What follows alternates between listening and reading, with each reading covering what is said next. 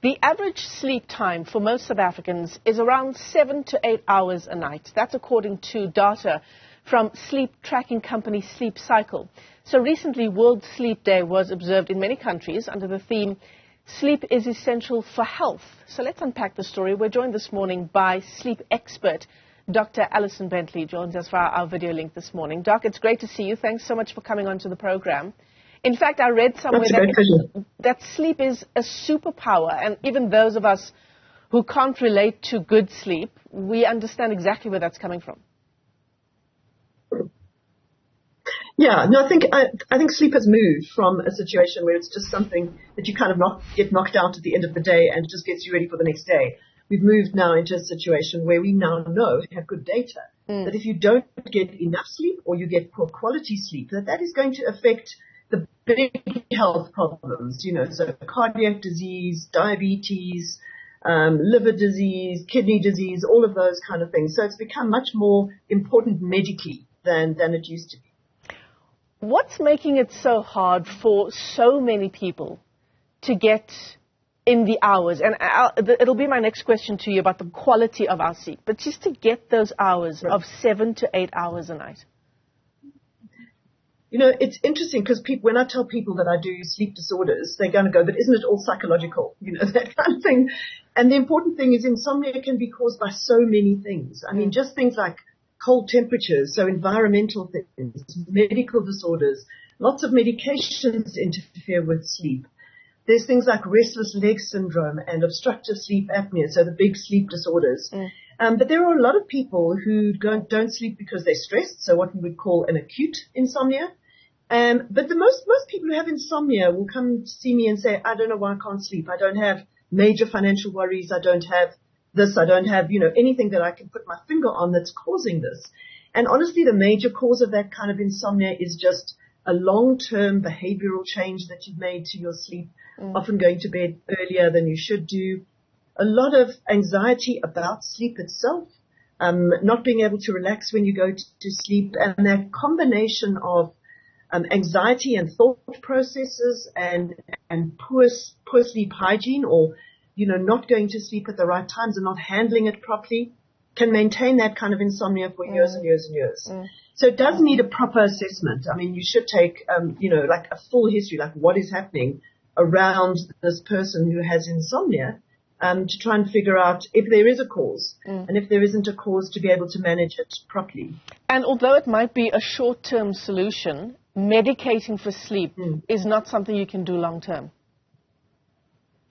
Well, it is something you can do, but you shouldn't. So it's not recommended by any of the sleep associations around the world as the recommended treatment.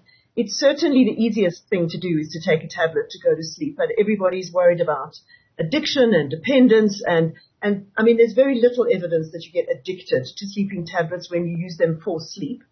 But you do get dependent on them because the minute you take that tablet, the anxiety about sleep, or the pressure to go to sleep goes away.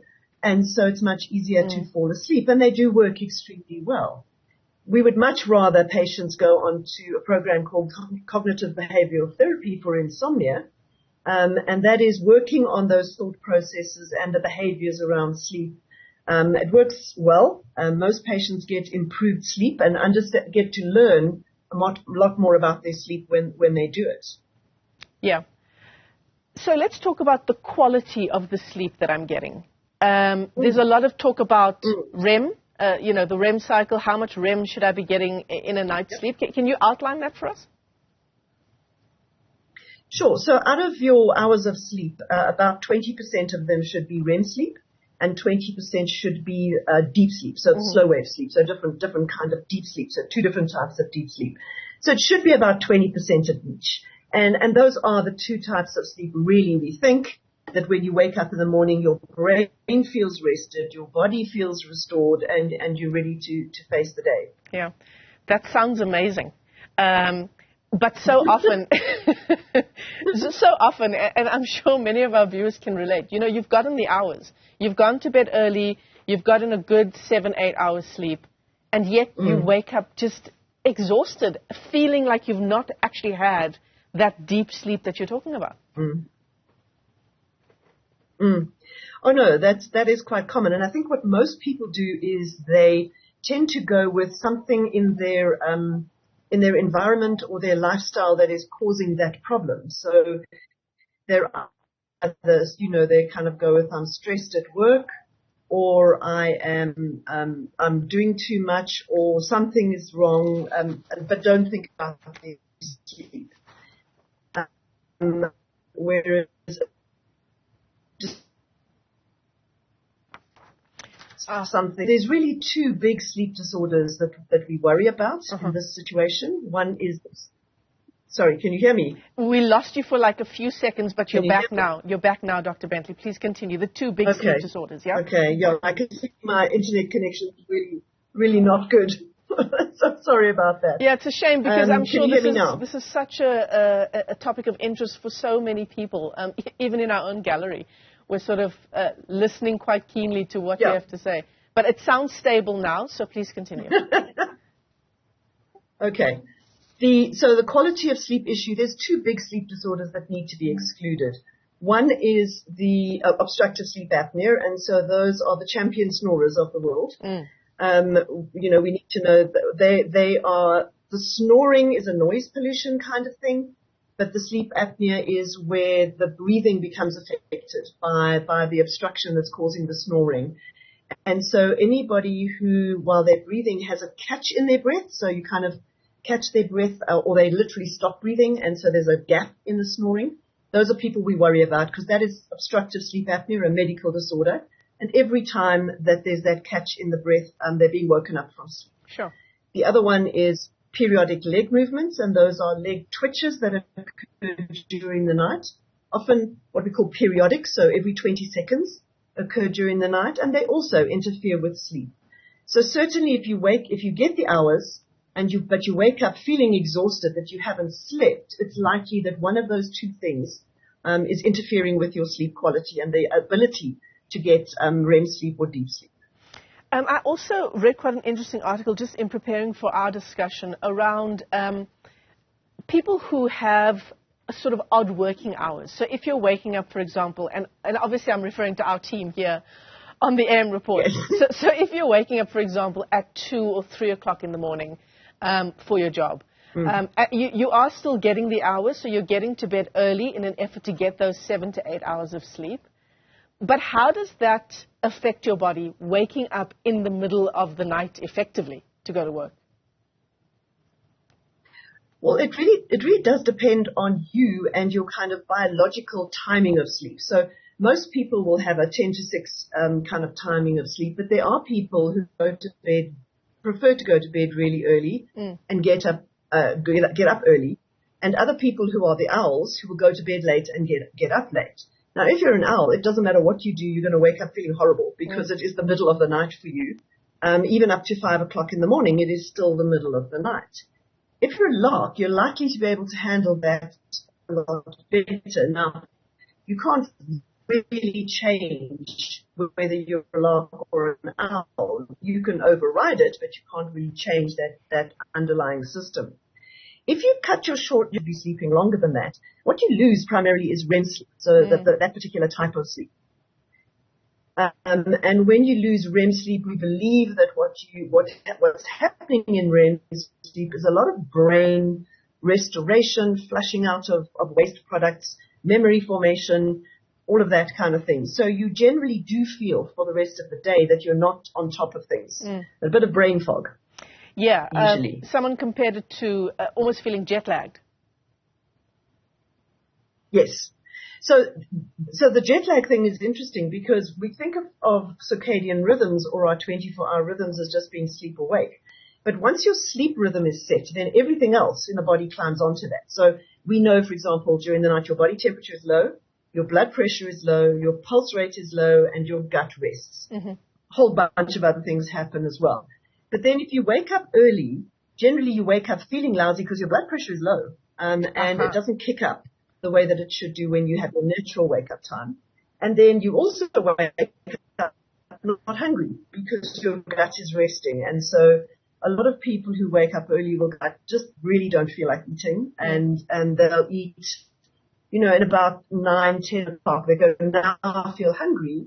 And that's because your whole body's woken up, the gut's woken up, and it's active, and now it's going, now feed me at that point.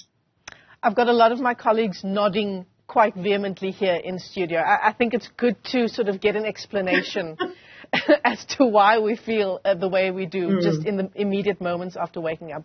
So Dr. Bentley, is there a way of making up for lost sleep, or is that just lost sleep? So no, you can make up. I mean, I think particularly in your situation where you are getting up really early in the morning, I mean, it makes sense when you've finished to have a nap. Yeah. Because that's when you can catch up your sleep. But what you can't do is kind of shortchange yourself on 2 hours every night, for example. Get to the weekend and go, I'll have a catch up, and then catch up for 3 hours and go, well, I'm done. Yeah. Because you're not.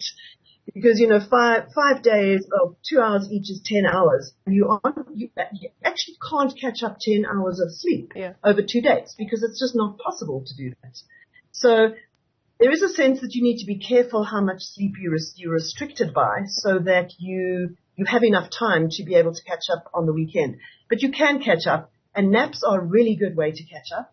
The only downside to naps is you need to be careful that you don't have a nap too late in the day, because then it starts affecting your ability to fall asleep at night. And that's really important for your guys, because if you're aiming to fall asleep at 9 o'clock, to get enough sleep before you come in, then that nap might make it more difficult to fall asleep, and it might compromise. So it might not help at all. And the nap needs to happen early in the morning. So, if your show ends at 9, if you can, as soon as after that you can get a nap, that's when you should put it in. Yeah. Again, a lot of nodding insofar as that answer is concerned. So, you've spoken to us about the kind of lifestyle diseases that can come from bad sleeping habits, right? But it's not just the impact on your health and your body.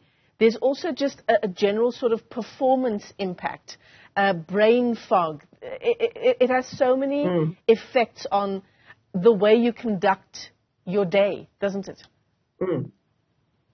So they're what we call executive functions. And the executive functions really are those things those brain functions that make us different to animals. So it's the thinking innovatively, it's thinking laterally, it's effective communication, it's understanding consequence and risk, and remembering where you are in an event sequence. And I don't think we really recognize how much of that we need to do our jobs. I mean, a lot of us, that is our job, to think innovatively, to think laterally, to do all of that. I mean, many people who are sleep deprived will talk about, and I've experienced it as well when I've really had a bad night's sleep for whatever reason, is driving and remembering leaving and remembering getting there, but really had tunnel vision the whole way there. Yeah.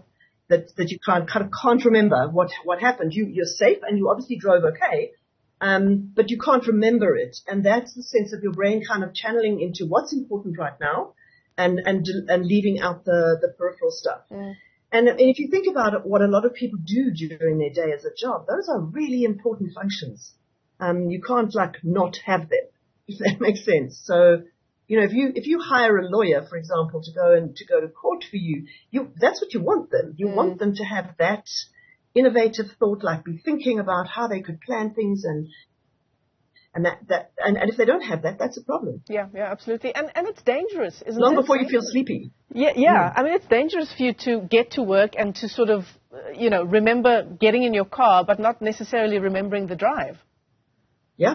And it happens all the time. I mean, I think, and certainly our patients who have sleep disorders, they very much will report that, but they'll report often, so we have, one of the scales we use talks about how likely are you to fall asleep in the following situations. And they include talking to people, obviously reading and TV includes that, but it also includes a question about when you're driving and you're in the traffic for a few minutes, what's your chance of falling asleep in the traffic? Wow. And we do get patients and people who are that sleepy after a full night's sleep. So now we're talking often about patients who have sleep apnea, that in the traffic, they'll go, that's happened. Like they've stopped at a traffic light, those long traffic lights. You get there, just turns red. They stop there and they wake up because somebody's hooting behind them because the traffic lights gone green. Yeah. So that's how bad the sleepiness can get. Yeah, absolutely. So Doc, what is your advice, for people who are listening to this conversation and who can relate? I mean, clearly sleeping is just, it's a non-negotiable, isn't it? Yeah, what are my next steps if I'm suffering from the symptoms you've described, or I'm sleeping next to someone who has exactly the symptoms you're describing with the snoring and the leg movements? Where can I go for help? Well, I think what is important is to go to a general practitioner, so your GP, because they do all know about these things, and they should know somebody that they could send you to who kind of does this, looks after this. Managing sleep apnea is not a specialist thing, really. It's a GP thing. So most GPs can send you for a sleep study, see if it's there or not. They will usually get advice from the sleep study provider who would say, this is a level at which you should go on to CPAP, or this is the kind of treatment for it. The good news is for all of these sleep disorders, there's treatment. And so we can treat them all. Look, we can't cure them all. I mean, that's a whole different ballgame, but we can treat them and we can certainly get the sleep better. I think what's really important for people to do is to understand for themselves what's normal and abnormal sleep. And normal sleep it's not necessarily 7 to 8 hours. It's not necessarily in one solid bit. It's not necessarily between 10 and 6. But it's all about your daytime function. If you sleep a certain way and you are fine during the day, you don't have a compromise in your daytime function, including those executive functions, not just frank sleepiness, falling asleep. But if you kind of go, I'm fine during the day, I'm not really sleepy during the day, then you're kind of getting a normal sleep. It's when your sleep, whether it's too little or the quantity is poor, or it's in the wrong time, when that is starting to impact on your daytime function. That's when you need to say, there's something wrong here. Yeah. And that's when you need to go to your GP and go, there is something wrong with my sleep. GPs tend to focus on what you tell them. So as a patient, if you go in and say, there is something wrong with my sleep, that's what they will focus on. And they know people in their areas who deal with sleep problems specifically. They know sleep laboratories around their area. And so they will be able to help you. That is honestly your best route. But be very specific when you go to speak to a GP. Yeah. I'm snoring. I think I have sleep apnea. Then your GP knows what to do. Dr. Alison Bentley, what a wonderful and enlightening conversation. Thank you. It's been such a great pleasure having you on the program.